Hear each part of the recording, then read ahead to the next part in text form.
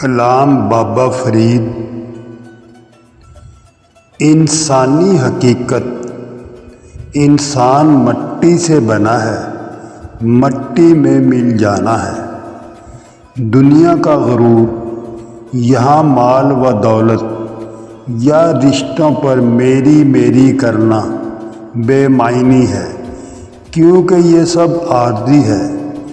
زندگی کا سفر، یہ دنیا چند دن کا میلہ ہے، اس کے بعد سب کچھ ختم ہو کر مٹی ہو جانا ہے۔ بابا فرید فرماندے نے، ویکھ فریدا مٹی کھلی، ویکھ فریدا مٹی کھلی، مٹی اُتے مٹی ڈلی، مٹی اُتے مٹی ڈلی، مٹی ہسے مٹی روئے، مٹی ہسے مٹی روئے، انت مٹی دا مٹی ہوئے، انت مٹی دا مٹی ہوئے۔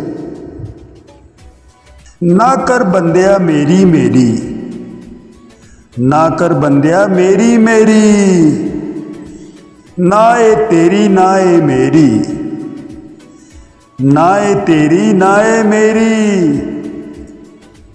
چار دناں دا میلہ دنیا،